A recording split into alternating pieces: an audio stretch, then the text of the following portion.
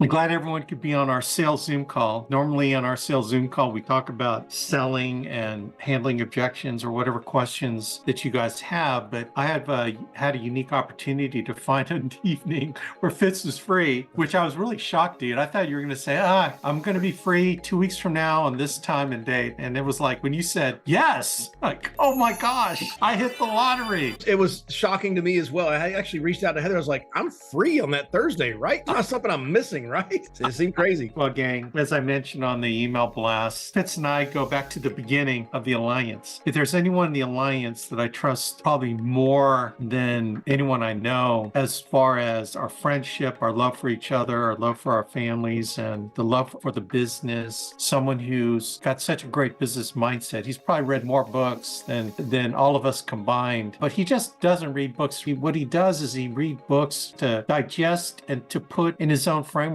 You know, that's one thing about a leader like Fitz is his own leader. He doesn't really try to emulate per se any particular one person, but he does take the styles of different leaders and puts it into the Fitz leadership style. That's one thing I've always admired Fitz over the years is his ability to really lead his people. And I mean really lead and mentor his people. One great thing about Fitz that once you get to know him, then you'll get to know his people. Because his people are a reflection of him, his top people, and they love him. They are loyal. Fitz's people are so loyal to Fitz. And I think what they do is they reflect his loyalty to them, because Fitz will do anything for his people. And when they're committed and when he knows that they got the right heart, man, he's all in. And that's one thing I've been proud to see him. I've been one of his biggest cheerleaders when, every step along the way, when he really made SBM, when SBM was a real, I'm not going to say it anyway, when, know what I'm talking about. He's forged the way of all the levels. He led the way to all the levels, all the way through, obviously, Integrity Partner. And when Fitz hit Integrity Partner, man, I was so geeked out for him. I was so excited. And he and I just have such a,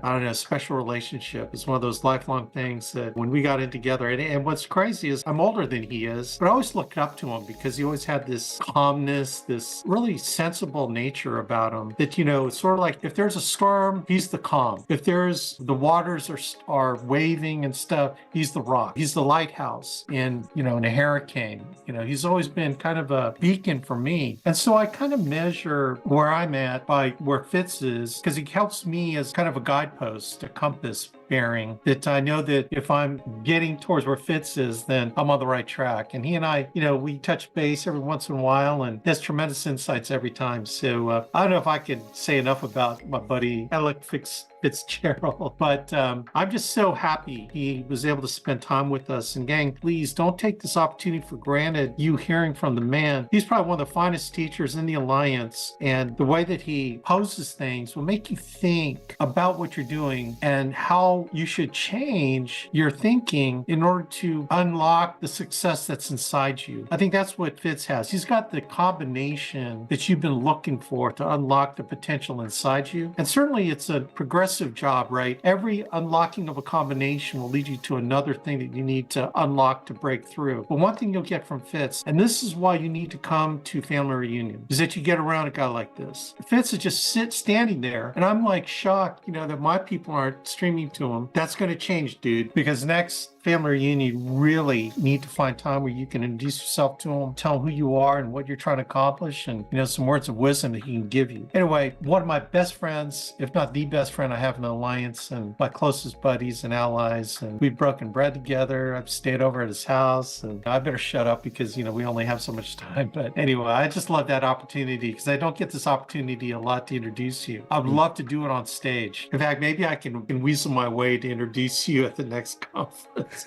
I don't know if I can do that, but I would love to do it. Anyway, man, gang, my buddy Fitz, man, just take notes. I'm recording this, and rock and roll, dude. Thanks, man. As I'm going, by the way, just guide me if you want me to go a different direction. I have no problem interrupting a thought and going a different direction. I'll also say I'm glad, we were talking right before the call, I got this picture over my shoulder that's something NAA put together for me. Fitz Tragic, which if you know Fitz, the Fitzpatrick quarterback, they call him Fitz Tragic. That's where the name came from, but it's me, and I look like a badass in that picture. And right over here, I have a mirror. I always have a mirror next to me when I'm talking on the phone. Done that for 25 years, so I can make sure I like what I'm I'm seeing. And if I do, then people like what they're hearing. And looking back at that picture and look at the mirror going, I don't know who he's talking about right now. He definitely made me better than I am, for sure. I need to just have that recording and walk around and listen to that all day. But the love fest is definitely mutual. I see my buddy Patrick Connors on here as well. I mean, there couldn't be two more finer individuals in the world than Alex Abuyuan and Patrick Connors. And we do go way back. My oldest son is graduating high school in about a week and a half. In the fall, he's heading off to Texas A&M for business school. The interesting thing about our oldest son is if we hadn't had a miscarriage, he wouldn't exist. We got pregnant, and 2 months into that first pregnancy, we had a miscarriage. And I think it was the first person to reach out to me was Alex Abuyuan and said, hey, listen, we've had a miscarriage. Actually, I think your first was a miscarriage. And he said, we got 5. We're good. You're fine. Not a big deal. It hurts, but we got this, and it was so encouraging. I'll never forget that. And it's just funny how God works in things, because, doctor said 2 months of not trying to make babies. And then he said, go. And we instantly got pregnant with Joseph. And here he is 10 years later, about to graduate high school. So we do go way back. I was saying to Alex right before the call started that one of the things I love to do is teach. And one of the things I hate to do is talk about me, because I don't really think I'm all that. Truly. I mean, all I got to do is go to Starbucks. They humble me by not being able to pronounce my name and not knowing who I am. I love teaching. And so hopefully I can kind of mix both of them a little bit in together. Yeah. I think that my story is not unlike a lot of people's stories. I knew at 8 years old what I wanted to do, and it was be rich. I just at 8. And the way that story goes, at 8 years old, I'm the youngest of 4, and my sister, the closest one to me, is 5.5 years older than me. And she was supposed to be delivering newspapers at a local retirement facility. She was not. And they called the house. My mom was a single mom, so I was the only one there. I answered the phone. They said, your sister's not delivering the papers. I said, I'll take care of this. And they said, you will? I said, yeah, I'll take care of it. I mean, I'm 8. I'll take care of it. And so my sister came home from not delivering the papers. And I said, hey, I'm going to start delivering those newspapers for you. They called, so then you're not doing your job. I'll do it for you. She said, why? I said, because you're going to pay me to do it. I'm not doing it for free. You're going to pay me to do this. And she said, why would I pay you? I said, so I don't tell mom. Like, it's not complicated. At 8, cute, but in real life, that's called extortion, what I just did. I was going to say. I was, but she did. She started paying me, and I started, getting the papers and rolling them and putting them in bags across my chest. And I would ride my BMX bicycle down a U.S. highway in Burlington, North Carolina, to get to that retirement facility. If you're ever in Burlington, and we will be for family reunion this summer, go to Twin Lakes Retirement Facility. It's grown since I was there, but that's where I delivered papers. And it wasn't a year, maybe after that my sister was mowing our yard with the snapper rider mower, and we had about 3.5 acres I grew up on. She ran over the big black mailbox that we had at the end of the driveway. And my mom was like, how do you run over that mailbox? Like, how did you not see that? And so just like that, I started mowing the yards. Mom wouldn't let her mow the yard anymore. I started mowing it. And I also noticed that the neighbors needed their yards mowing too. And so I went next door and mowed Mr. May's yard. And afterwards I asked for $20. He said, I didn't ask you to mow the yard. I said, but I did. You just looked at it and I bagged it. I can throw the grass back out there if you don't want me to. Well, he paid me. And if you grew up in the country and you have a stray cat show up at your house, don't feed the cat because it will keep coming back. Well, I kept coming back and mowing his yard, and I mowed the whole neighbor's yard. I was shaking everybody down. And so basically at about 10 years old, I was the neighborhood Al Capone. I was all kinds of fun stuff. But what I knew was money was freedom. Money gave me choices. Money gave me options. My mom, God bless her, she'll be 87 in about a week. And God, I'm saying that out loud. I'm like, is that for real? She's born in 1937. Yeah, she'll be 87. And she did everything she could to keep a roof over our head and food on the table, but there was just never any extra. She's working 3 jobs at a time with a master's in math. And I just knew that money was freedom. I could get what I wanted. And so I always had what I wanted growing up. I always had the extra stuff. When I started driving, I bought my cars. I didn't depend on a parent to buy it for me, and I didn't buy crappy cars. It turned into mowing yards and a business there and all sorts of stuff. But at 15 years old, I asked my neighbor down the road, he was a tobacco farmer. I asked him, Mr. Trainham, I said, Mr. Trainham, how do you make $1 million in a year? Because at 15, I decided that's what I wanted to do, was make $1 million in a year. At the age of 15, I decided that. And he said, it's real estate, son. It's real estate. So I didn't know what that meant. I said, you got to explain it. He said, well, you buy a whole bunch of real estate and you rent it all out and bam, $1 million. And like Emeril Lagasse throwing something in the dish, bam. And so I didn't get much more out of him than that. But I went off to college determined to become a doctor so I could make money and invest in real estate, because that's how I figured it all out. Doctors make money. Well, in college, I met Heather. Right before I went to college, I met Andy Albright. I was 17 when I met him, and he started mentoring me even then. All through college, I was reading books, listening to cassette tapes, going to seminars, hanging around people who were making money and learning. And they say the male brain is not not ever fully formed until age 23. I would reason that it never fully forms. But so from 17 to 23, I was being fed wealth mentality. And people often ask, like, what would your life be like if you'd never met Andy Albright? I can't even begin to imagine what that would be like. And if you ever seen Men in Black, and you know that one guy has the alien sitting inside of him, like with the controls, like he can't survive without an alien inside of him. I'm kind of that same way. My brain is formed in a lot of ways by that. So when I graduated college, I was out of money, couldn't go to medical school. Heather and I got married a few months after graduating college. And by the way, UNC grads, very proud of our fraternity boys there defending the flag this last couple of days. Anyway, I don't get into politics, but that's the American flag. So I don't know if y'all watch the news. People keep sending it to me saying go Heels, but it is what it is. So anyway, coming out of college, I just knew I didn't want to go get a job. And I know when I say this story in what we are and what we do, there's a lot of people that just knew there was more inside of you than going to work a 9-to-5 somewhere. I just knew there was more inside of me than just working the 9-to-5, punching the clock and, just praying for a meteor to hit the building so it could take me out of this life. I didn't want to be that person. I wanted something more, even if it meant no floor. I wanted no ceiling. And I know a lot of people relate to that. And so coming right out of college, I just started hustling, just doing whatever I could to make money. Heather was working a job that was barely paying her. It's almost like she was paying them to work there, and kind of depressing for a couple of college graduates. But one day, Andy had a friend named Mike Lee that came to him and said, shoot a bear, which I grew up in North Carolina. Never heard that phrase ever before in my life. He's the only person that's ever said that. But Mike said that when he was excited. And he said, I found something, boys. And he got Andy into mortgage protection. And about 10 minutes later, I signed contracts to be in mortgage protection. Matter of fact, now my NAA number, you can add this to any applications you want to. My NAA number is 000192. To my knowledge, I'm the lowest existing NAA number at this point. So I discovered Adam Katz was 199. And then there's mine, which is 347. So I was not on the short list, but below 200. There was two of us. I'm not sure what Cuz's number is, but yeah. So anyway, there was no training back in those days, really. When I got started selling insurance, Andy didn't know what he was doing either in the insurance business. Matter of fact, I remember when we first got the software and we were trying to do the rate class and it said 100%. We're like, no, not 100%. That's going to double the premium. We kept changing it to try to change it to 0%, and it would change it back to 100%. Before that, we got trained on rate guides. We actually had to manually calculate premiums. The 47-year-old grandpa, I can tell you all the grandpa stories of walking uphill both ways and that stuff, but we started figuring it out. And my first set of leads I borrowed money from somebody. I bought 10 leads for $300, and I had one appointment that was in a bar. And I met for 45 minutes with the mister, and then the missus showed up and I had to start all over again. And by that point, we'd already had 4 or 5 beers. It wasn't good. I didn't make a sale, and I was desperate. And I borrowed another $300 and bought a second set of leads, another 10. Made my first dial, got cussed out. I know people making dials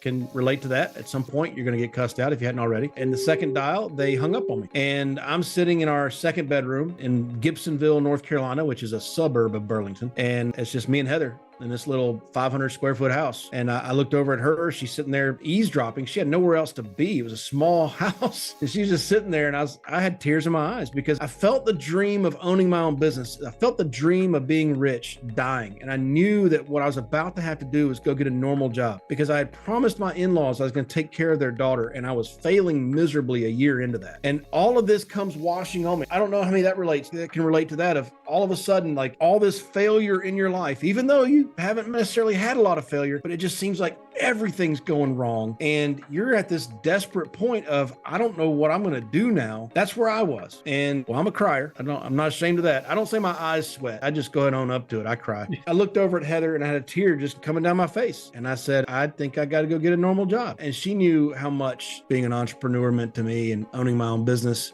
When we were 19 and met, I told her I was going to make $1 million in a year before I turned 30. That was something early in our relationship, I said. She knew what she was marrying. I told her I got to go get a normal job. She looked at me and she said, just make one more dial. Okay, I did. And a lot of times that's all we need is just somebody in our corner say, just go do it again. She wasn't going to coach me on the script. I knew it better than her. All she had to say was just believe in me and just say, do it again. And so make one more dial. I made that one more dial. And it's a really important part of our story, because that next dial was Otis and Dorothy, and they were our first clients.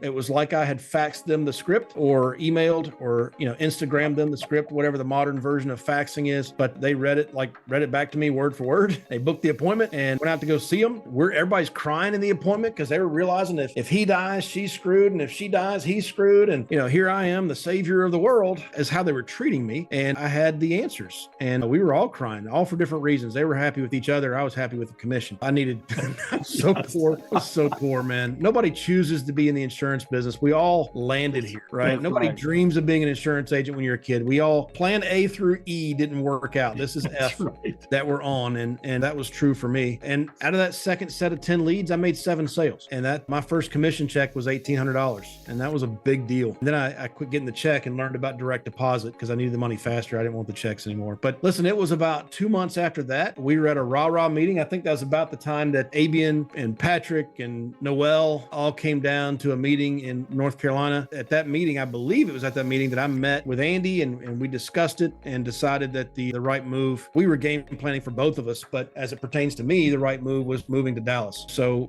being married a year, of course, my wife understood that we were going to move halfway across the country. And of course, her in-laws understood how I'd be moving halfway across the country for something I'd only been doing for 2 months. But hey, we did. It was all about the greener grass. And we knew that if we moved to Dallas, we could be here for 6 months and build up our agency big enough where it could survive without us every day. And we could come back home to North Carolina. Well, that was 25 years ago. All 3 of my kids are born here. Once you cross the 20-year mark, they call you a Texan. So we're officially Texans now. But that's, look, I'd love to say we moved out here and it was all rainbows and unicorns at that point, but it just wasn't. We struggled. We were 23. I think now, like my almost 18-year-old, and he's got a pretty serious girlfriend, though he's going to go to A&M. She's going to Auburn. That's 11 hours away. I don't know if they're going to survive that distance. But I just think about them getting married right out of college and moving halfway across the country where they didn't know anybody. And I think my answer is no, stay here where it's nice and safe. I know why my in-laws reacted the way they did. They were not positive, affirming people at that moment. And so we struggled. They were right.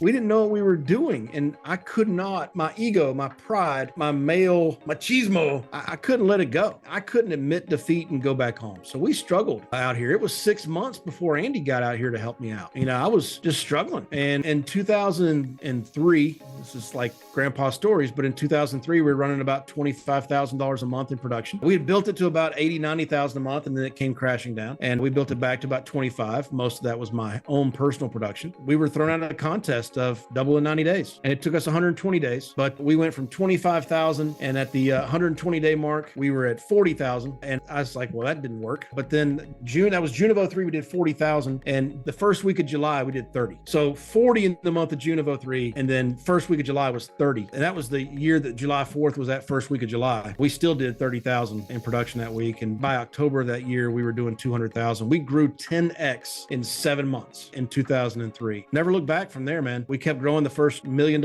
income year we had was 2005. That was the year I turned 29. So I hit my goal from when I was a kid. Prior to Integrity Marketing buying us, they've changed their name now. It's officially just Integrity. They own the word integrity. The word, they own it. They bought the word integrity. Like, wow. Nobody could say integrity without paying a royalty, I guess. But prior to that, prior to them acquiring the Fitz group, we had been paid over $20 million in this business. And then, of course, their check was nice too. For the last 2.5 years, we've been Integrity partners. November will be 3 years since we sold. I can't believe that's gone so fast, but it's been a heck of a ride, man. It's been a lot of fun and a lot of hard lessons learned. And I think that's why I'm so passionate now about teaching, more so than telling my story or talking about what we've done, because I really, truly believe that we're really nothing special. I really, truly believe that anybody who is likable and will work their ass off can really achieve anything they want in this business. Now, if you're not likable, it's going to be hard. If you're not willing to work your ass off, it's going to be hard. If you're not willing to do either one of those, it's impossible. But if you've got those two things, no limit. And what I'm at this stage, I'll be 48 in August. I can't believe I'm getting close to getting that letter from AARP saying, welcome to the club. I used to be the kid of NAA and now I'm like the old timer. I think my CEO, Brian Adams, says all the time, we're just getting started. And I really, truly believe that. I don't think the successes of NAA have really been written yet. I don't think those stories have been told. I think that the Wright brothers have flown a plane. That's a sore subject for Ohio. I'm from North Carolina. They flew North Carolina, but they flew the plane. But you know what? Like Chuck Yeager broke the sound barrier.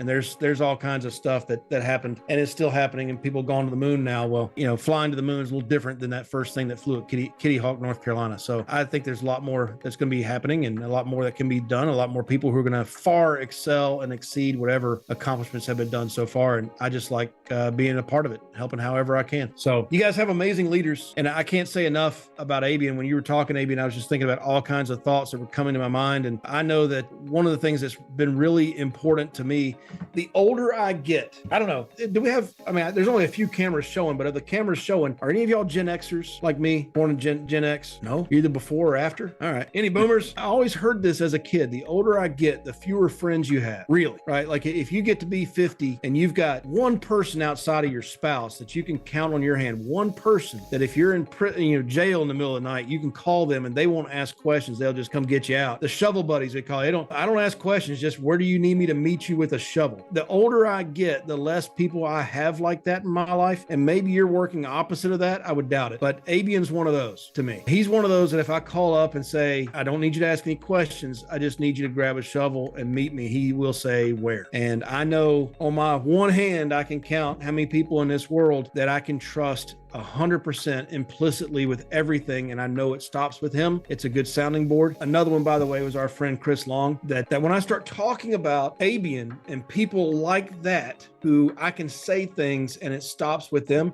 I get choked up because the older I get, the less people there are like that to me in this world. And he's that guy. So you got amazing leadership that really is admired across the company and across the industry. You don't know it, but people talk about you in a good way. Anyway, What else can I say, man? Anything else I can talk on? I think I have a lot of new agents that are just trying to get their minds right on dealing with, like I'm talking new to insurance or some even new to sales. We've been hiring a lot of really young people. They're getting their experience. They're earning their stripes, so to speak. And some are really diligent, man. They're just, they're improving, and then some are struggling with, can I really do this? And just sort of that mental self-image thing. Like when you were out there getting started, how did you wrestle with, it's not working as fast as I needed to work?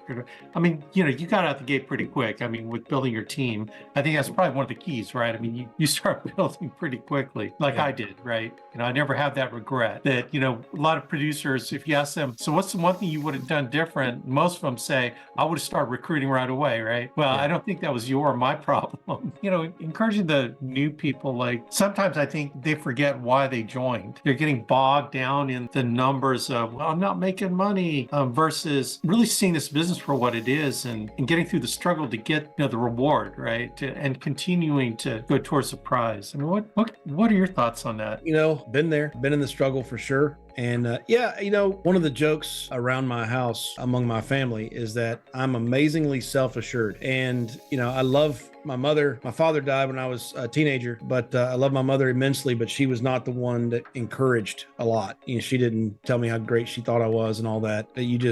She grew up on a farm during the Great Depression in Georgia. You just get up and go to work. Like that's what she set for me, was an example of hard work ethic, but there was never any pats on the back or attaboys. And I think as a defense mechanism growing up, I learned how to compliment myself. And, that sounds arrogant. It's really not. If you can't encourage yourself, how could you expect anybody else to? It's kind of the mindset I developed at an early age, way before the insurance business. And it's funny, like my mother came to visit a few years ago. She's been several times, but a few years ago she was here and my father-in-law was around. He's around a lot. He didn't live with us, but he's very healthy and very active and always around. I've been blessed with a great father-in-law. And he was, after my mom left, he said to Heather, he said, his mom never compliments him. I mean, he flew her out here and she's staying at his house, which is nice, and driving her around in cars that are paid for. And, like she never says anything. And Heather said, right. That's how he grew up. And I've got kids now that are amazingly self-assured as well. They tell themselves how great they are. So I think that's something that helped me was I just kept saying it to myself. Like, you got this, and certainly I would say that in the midst of doubts. I didn't say that without doubts. Of course I have doubts. Everybody, I still have doubts. The doubts don't go away, just how you respond to them. And I've always been self-assured. I always tell myself, you can do this. You got this. You can win here. I'm hyper competitive and I really don't know the answer to, do I love to win or hate to lose more? I don't know which one that is. I think they're pretty equal parts. I was never a good loser and I never taught my kids to be good losers. I taught them to be nice, but don't like it. Don't accept it, but you can be nice when you lose. So there was a lot of that going on. All right. The other thing that was going on was I was 23 hiring 50-year-old insurance agents. Yeah. And I'm getting closer and closer to 50. And I'd like to think that if there was a sharp 23-year-old, I'd probably listen to him about how to make money, or her about how to make money. But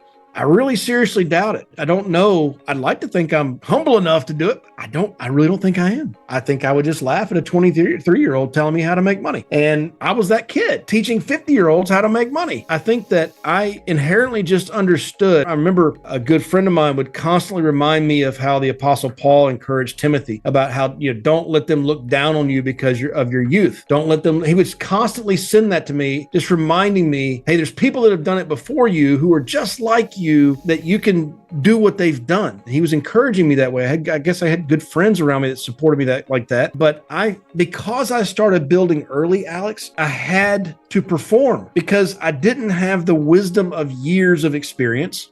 I didn't have the wisdom of years. I was 23. I grew a goatee during that time just to prove people I could grow facial hair. I actually had gone through puberty, and so I had to go out and perform because people would say dumb stuff to me like, I've got underwear older than you, kid, And I go, and that's nasty. Why are you admitting to having 24-year-old underwear? That's gross, dude. Are you broke? Like, make some money, buy some underwear. Let me introduce you to LL Bean or Eddie Bauer. They got lifetime guarantee on their underwear, man. You can be cheap and still have anyway. I had to go perform. And so when I would gather the agents together weekly for a sales meeting, the first thing I did was throw my numbers down. Here's the activity I did. Here's the production I did. And I forced myself all week to make the dials I didn't want to make because I couldn't show up on Tuesday empty-handed and look at those people and prove to them that they're right about me. I felt like I had to constantly prove to them that they were wrong. And I had to earn my right to talk trash to them because I did. Okay, so you got kids older than me, but look, your kids are outperforming you. I'm doing twice your production. And so I tricked myself into performing at a level that I needed to perform at. And so it didn't leave a lot of room for the fear or curling up in the corner and wetting myself. Like I didn't have the freedom. I didn't give myself the freedom to do that. I had to keep performing. I had to keep working. You did, absolutely. I was the same way, man, because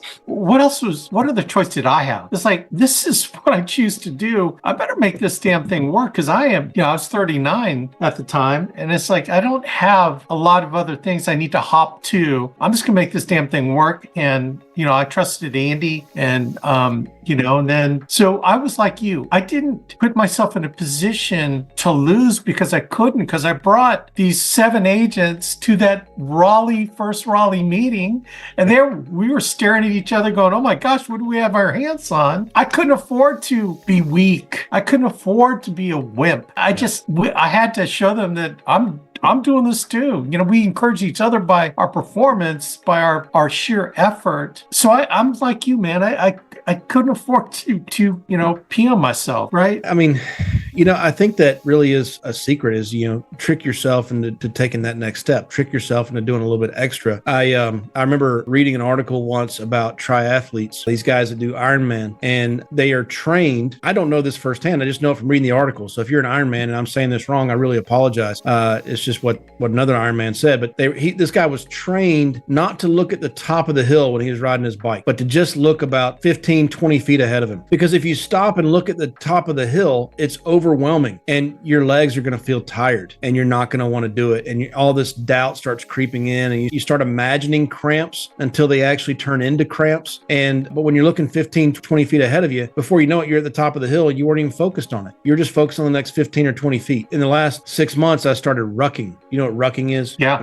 I've done it. It's the military's preferred exercise is what I'm reading, but it's basically you put some weights in a backpack and go walking. Like I've started rucking and I'm carrying nearly 40 pounds in this backpack and working on my times. I'm trying to get them down. And it's that same mental toughness that I developed in building this business applies everywhere in life. Talking to people who've been champions in a sport, whether like in high school, I was a state champion on the tennis team. I wasn't the champion by myself. It was the team that won. I was part of that. You have to kind of look back on your life and find those successes. But I like talking to people who've had any measure of success in their life, because if I can get them to remember that, then that helps push them to what they're now trying to do. As I'm carrying this weight around and trying to get my times down, I'm fighting like crazy to get to 15-minute miles on this, man. It's like, I'm in the 16s now. I was walking at a 15-minute pace, and then I threw this backpack on, and then suddenly I was at a 17 and 18-minute pace. I'm in the 16s now, but I'm like pushing. It's the same thing I did when I was making dials and booking appointments. It was the same thing I did when I was recruiting agents and hiring them, and getting them trained and getting them going. It was the same thing I did when I read another book. I'm an introvert naturally. I'm not extroverted, but extroverts aren't going to make money in sales. I learned to be introvert. I learned to be extroverted. When Heather and I were dating in college, I learned her class schedule so I could just show up where she was rather than having to call her, because I hate the phone. Yeah. I still hate the phone. The phone has made me a multi-millionaire, and I hate the phone. I don't like talking on the phone. I really don't, but I know I have to. And so you push yourself into those things that you know you have to do. And before you know it, they start becoming habits. And now all the personality tests I take, by the way, they measure me as an extrovert. Go figure. But people still exhaust me. So I know I'm still introverted. I've had this conversation with people about, when people make that claim, I go, you have no idea how many of our top producers and our top leaders are naturally introverts. They go, really? It's like, yeah, if it was up to them, they'd go somewhere and read a book and just be by themselves, but they know when they need to put on the show. They know when they need to go into the mode, whether it's in front of a client or in front of an event where they're talking. What's funny you say about it, because I start out being an extrovert. Over the years, I've developed into really craving my introvertedness. It's I went opposite, which is kind of crazy. Ginny accused me of being antisocial. It's like, honey, come on. Yeah, I read a book probably it's been the last couple of years about the happiest retarees. I can't remember that somebody referred this book to me. Adam Johnson referred this book to me, and it turns out it was written by a classmate of mine at Carolina. I knew him. We weren't like good buddies, kidding, really? But I knew the guy. We definitely had a lot of mutual friends. But it was talking about the traits of the happiest retirees. And I don't really actually believe in retirement. I don't think that's a real thing. I think work until you don't anymore. You just keep going until your numbers punched and you're called to leave. But one of the things that is common among the happiest retirees is they have a social network. And I read that and I was like, crap. That means I got to keep making friends and investing in relationships. On Friday nights, I like sitting by my fire pit with, a beverage or two and just like being by myself. My kids will come out and visit, but it's mostly just me. I don't want to go to spend time with people. Okay, I will. I want to be happy. I got to refuel. I just saw a text from a few minutes ago from Patrick. He said, how does waiver of premium work? It's my favorite question. He knows that. Oh, that's too funny, dude. Well, hey, man, you are the example and you've set the standard. I think it's so hard to imagine you not ever being in a position of serving people. That's why I answered the same question about retirement. So what do you want me to retire from? Serving others? Because I don't see myself retiring by developing people and helping them make a lot of money and achieving all the richness of the benefits of the business. So that drives me, man. And, when someone quits or they decide it's not for them, it's like I feel sorry for them, but got a bunch of people that have fire. And, you still have the fire, dude. And I admire that about you. And, you love the family. And, we closed on the sale of our business November 19th, 2021. It was a Friday before Thanksgiving. And I went home that afternoon and then we saw the check hit the account. That was awesome. We screenshotted it real quick. Like, wow, that was awesome. And Monday I went back to the office and went back to work. And about a week later, I said to Heather, I said, I don't know what I was expecting, when that wire transfer hit the account. I don't know what feeling or emotion I was expecting, but I don't feel anything. Like I don't feel any different. I went back to work on Monday, just doing what I do. I was here all day today. I'm working. And she said, it's because you don't have a hole in your heart that you're trying to fill with money. And that's very true of me. I know it's true of Abian. There's just not a hole there. And more than anything in this world, and it's becoming more and more a mantra as I get older, I just want to see the people I love win, period. Whether it's my wife and kids or my buddies or my agents or whatever the case may be, the people I love, I just want to see them win. That fuels my fire. That keeps me going, man. There's no stop. Well, dude, it's very apparent in everything that you do. And I'm so looking forward to hearing you talk again at Family Reunion. And man, it's been an honor and privilege to build this business with you, and I know we've got many more years of opportunity. But call me after Integrity goes public and you get to see the multiples of your stock. Call me the next day and tell me, hey, I'm at work, or hey, you know what I'm saying? One of the big investors with Integrity was Silver Lake. And last night we were at a thing. It was for the senior boys that have been going to this Bible study every week since they were sixth grade. But the dads were kind of hanging out, and one of the dads was like, hey, so you sold your company a couple of years ago. We're talking. I said, yeah. And he said, I've just mentioned something about Silver Lake. He said, Silver Lake's the one that took my company public. Oh my gosh. I was just sitting there going, oh, so that's real. I mean, I just read it on Google. I figured stuff was true on Google. He's like, no, they're serious about it. They're serious about going public. I'll let you know if I'm still at work. Well, I'm going to try to make it under the wire with God willing. And right on. My agents getting off their butts and letting me help them, right? Yeah. Let me pour myself into them. Can I say something, please? Yeah, Nikki, go ahead. Hello, everybody. First of all, I think I'm speaking for me. I think my biggest fear is, and I'm not giving up, I'm just saying I am having some fears, because when you're in a business, because I'm in insurance already, but it's like I'm already struggling. So I guess my fear is trying to convert, over wholeheartedly to the life insurance thing, and just hoping and pushing myself to be able to make something happen right off, when I know that's not going to happen, because I have to build my experience up first, because the trainings are very helpful and teachable, but I just still feel like I'm missing something. It's like I don't know if ready to just convert into it just full time. I feel like I want to learn the business a little more first before I go all the way in, because I'm good at auto, so I know I can be good at life. I know I will be good at life, so I'm not worried about that. But it's just the experience part of it, and knowing what I'm talking about when I'm sitting in front of a client and giving them the correct information and things like that. That's where my fear is coming in at. And it's like, what do I need to do to make sure that I'm ready when that day comes? You want me to answer that? Yes, Yes, please. The first thought in my head is, what made you look to go into the life insurance world? Well, because I was in auto, and I just felt like I was telling Alex, I just felt like that, I'm really good, and I don't feel like I'm making the money that I wanted to make. And then I started, doing research, and I wanted to stay in insurance. Mm-hmm. But I didn't want to do medical or health. So I was like, well, I started doing the research on the life insurance, and I like helping people. I help people every day at work with auto insurance.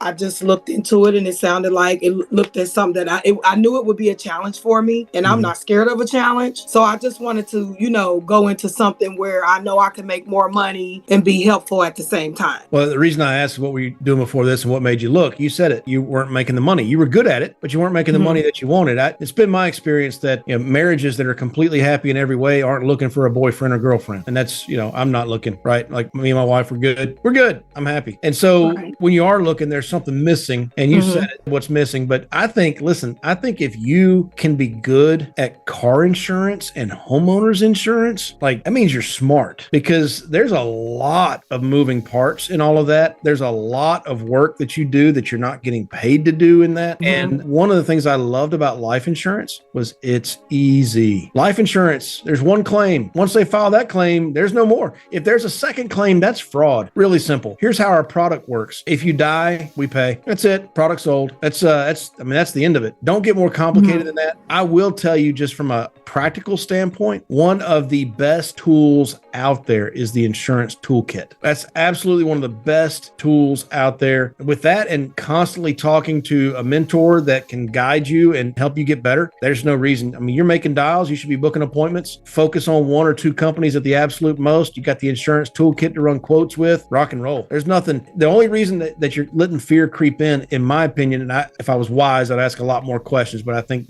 we're kind of wrapping up. But the only reason that you're letting fear creep in is you don't have enough activity. You gotta ramp that activity up and push that fear out with the activity. Just let the fear know that you're the boss of it. It's not the boss of you. And the way you're going to show it who's boss is by the activity that you're doing, the work that you're putting in. And listen, 90 days from now, you're going to go, I can't believe I was even letting that fear creep in like that. Yeah. This is so easy. And it is way easier than auto. Because I worked in claims too, and it was hell. Oh So, gosh. Oh man, no. yeah, I've done it all. So, It's because you know all those intricacies that you're thinking this has to be more complicated than it is. yeah. It's not. People die. That's it. When they do, they're either setting up a GoFundMe account or you're bringing them a check. Yeah. That's what it boils down to. Don't let your brain, your smarts, don't let that mess you up, because it is. Get to work, push out that fear. Thank you. But Nikki, hey, thank you for asking that question because it applies to a lot of people on this call that did not ask, but they were wondering the same thing as you. So I appreciate you. You really did. See Thank me you. on the dot there. Because I want to know, like, I really want to do this and I really want to work for myself, have my own business and be able to help people and make a lot of money at the same time. So I'm going to let you know, I'm going to ask a lot of questions. Awesome. Yeah. Thank you, guys. Welcome. Well, gang, you heard it. You heard it here. And what a treat, dude. I need to have you on more, but we'll have our team grow and they'll be at a point where they can hear from you again. Right on. Dude, thank you so much again. Love you, man. You're Love my you. buddy. Thanks for having me on. God bless everybody. Thank you for being on here. And God bless everyone. Have we'll a good see you on night. the leaderboard next week. All righty.